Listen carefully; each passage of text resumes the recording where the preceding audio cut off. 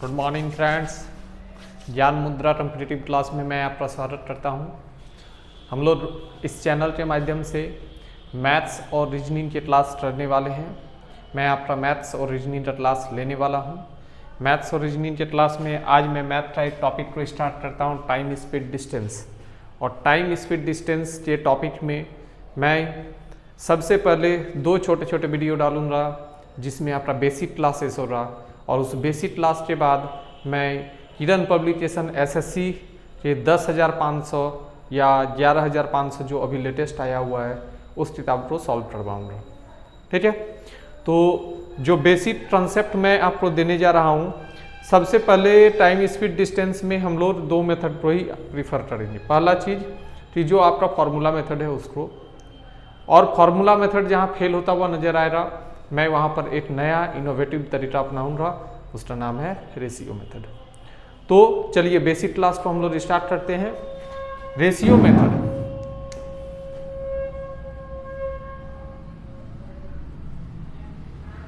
Time speed distance, और time speed distance में मैं आपको बेसिक मेथड में रेशियो मेथड में जाने के लिए जैसे ही मैं आपसे बात करूंगा, सबसे पहले मैं आपको बोलूँगा कि इस चैप्टर में एक ही फॉर्मूला होता है। वो फॉर्मूला क्या होता है जानते हो? कि distance equal to velocity into time. Distance equal to velocity into time, that means दूरी बराबर चाल गुणिता समय। चाल गुणिता समय, ये एक बेसिक फॉर्मूला है।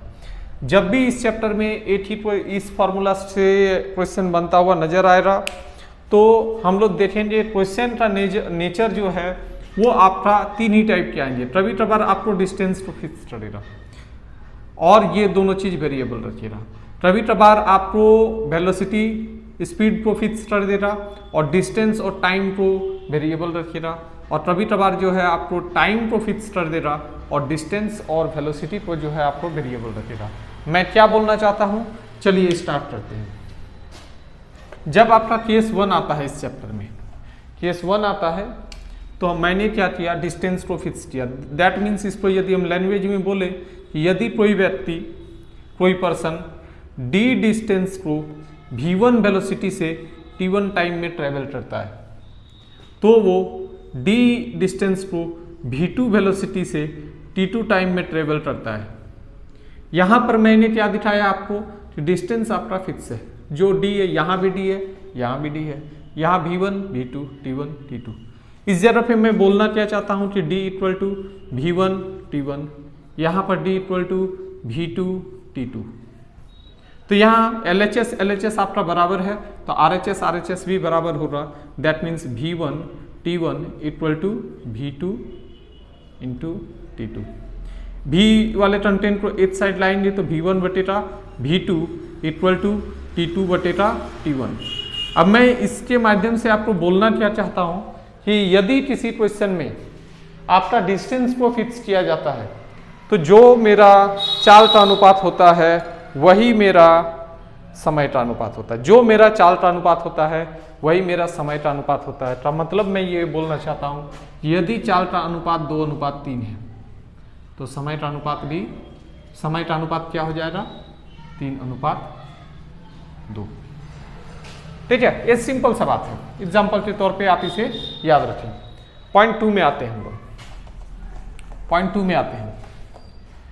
में आते हैं और अभी जो है मैं आपको क्या बोलना चाहता हूं कि यदि कोई व्यक्ति d1 डिस्टेंस को v वेलोसिटी से t1 समय में चलता है तो वो d2 डिस्टेंस को यही v वेलोसिटी से चलने के लिए t2 समय ले रहा।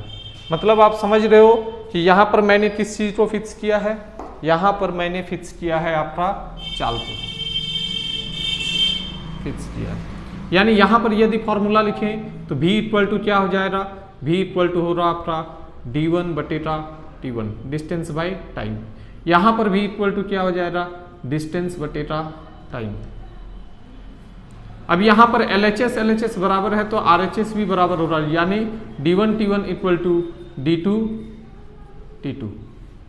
यानी यदि हम इसको d वाले कंटेंट को एक साइड करते हैं तो d1 batata d2 equal to t1 batata t2।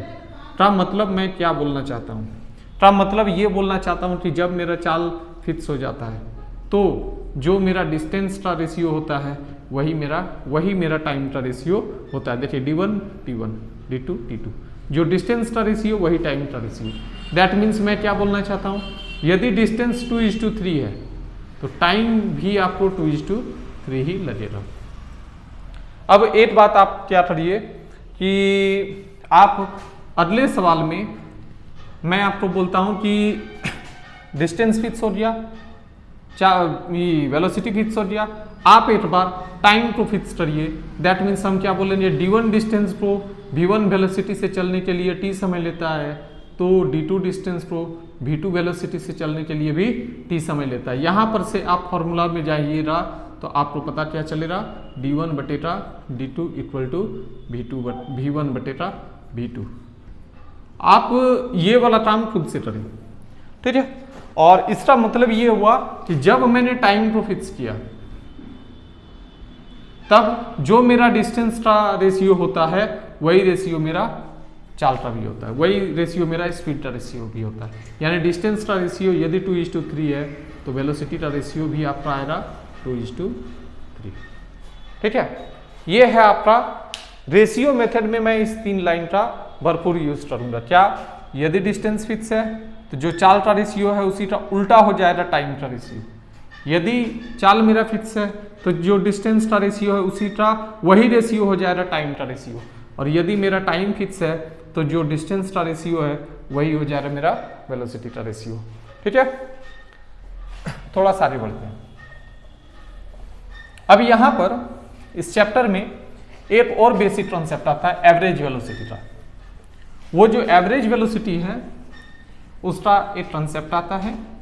Average velocity को हम लोग देखेंगे, 2 तरह से पढ़ेंगे। पहला टाइप का वो एवरेज वेलोसिटी निकालेंगे जिसमें आपका डिस्टेंस इक्वल हो, और दूसरा टाइप का पढ़ेंगे जिसमें आपका डिस्टेंस अनइक्वल हो, ठीक है।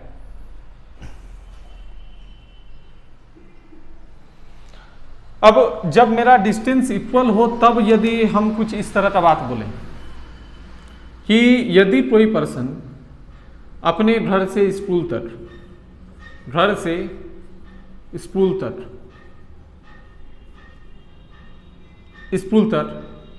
30 किलोमीटर प्रति घंटा के चाल से जाता है और वापस आता है तब वो वापस आता है 40 किलोमीटर प्रति घंटा, ठीक है। अब यदि हम बोलेंगे कि इसका औसत चाल क्या होता है, औसत चाल क्या होगा, तो यहाँ पर बहुत सारे बच्चे को फॉर्मूला याद होगा। वो फॉर्मूला होता है 2hy/x + y, ठीक है। ये फॉर्मूला होता है। अब ये फॉर्मूला आया कहाँ से, किस तरह से ऑपरेट हो रहा है, हम उसको भी देखेंगे, लेकिन सबसे पहले इसका आंसर देखेंगे। 2 × 30 × 40/40 और 30 क्या हो जाएगा 70, यानी 40/7, ठीक है। अब हम क्या करते हैं, ये जो फॉर्मूला आया, ये फॉर्मूला जनरेट किस तरह से हो रहा है, ऑपरेट किस तरह से हो रहा है, बेस्ट तरीका क्या होना चाहिए, ये सारी चीजों के बारे में हम मान लेंगे, समझेंगे। हम क्या करते हैं कि इसी क्वेश्चन को एकदम बेसिक अप्रोच लेते हैं। क्या लेते हैं बेसिक अप्रोच, मान लेते हैं कि ये डिस्टेंस को x मान लेते हैं। क्या मान लिए, x मान लिए। और यदि ये डिस्टेंस यदि मेरा x है तो यहाँ से घर से स्कूल तक जाने में समय क्या लग जाएगा, तो आप बोलोगे दूरी बटेटा चाल। वापस आने में कितना समय लग जाएगा, वापस आने में कितना समय लग जाएगा, तो आप बोलोगे दूरी बटेटा चाल। अब औसत चाल का एक फॉर्मूला होता है आपका, औसत चाल बराबर क्या होता है, तय की गई कुल